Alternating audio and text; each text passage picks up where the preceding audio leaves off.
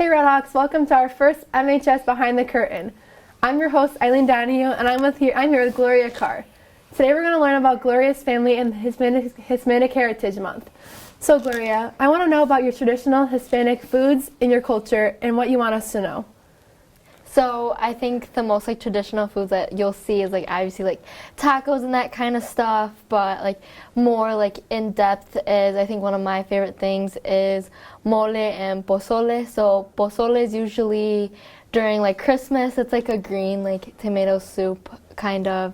It's super homey. It's just great. Mole is it's kind of spicy. Most of our food is pretty spicy. It's chicken and a dark we use chocolate in it too, which is kind of weird, but when you have it, it's amazing. I think traditions, holidays are pretty big. We have a huge way of celebrating Christmas. I usually go down to Mexico with my cousins, my dad, and my dad isn't Hispanic, my mom is, so it's a beautiful way of including him in it, and he's immersed in a really different culture. And then even during Christmas, I have my quinceañera. So a quinceañera is a rite of passage. It's when at 15, a Hispanic young girl is introduced into womanhood and being accepted into the community as a woman. So it's a whole day event. I remember waking up at 5 a.m. to get my makeup done, get in a dress, and then we have this mass, and it's sometimes it's 2 hours, sometimes it's shorter. I had a pretty short mass, and then they bless certain jewelry. So I have on my necklace.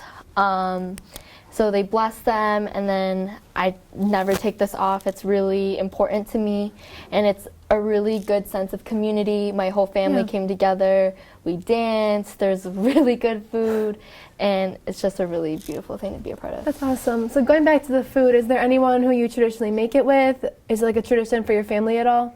Not the ones that I mentioned, no, but more traditions-wise, during Christmas when we have them in Chicago, we make tamales at home, which is that's a whole day thing. We drive all the way down to 47th Street and buy masa, which is the dough that you use to make it, and you use corn leaves and put it all together, and it's a whole day thing with all my aunts and my mom, and then we would make tortillas and hand make them, make the dough and all that. So that's awesome. So how does your family celebrate this entire month? Is there anything fun you guys do together? I would say Mexican Independence Day is September 16th. So Chicago itself has something called El Grito downtown. So if you're caught downtown on September 16th, you're not going to get home until 2 a.m. Wow. Because the streets are just blocked off. It's people dancing. They all have the flags. They're playing music.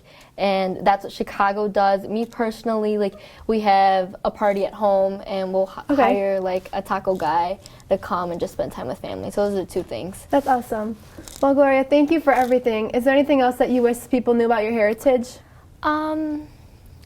No, I feel that's mainly it, the big holidays. Right. And I think a lot of people get confused that our Independence Day is Cinco de Mayo. It's not. Cinco de Mayo is honoring an important battle that happened in Mexico. So I think that's a really big thing that I'd love to clarify. Well, thank you, Gloria, for sharing with us today. I enjoyed learning about your culture. Thank you so much. Thank you.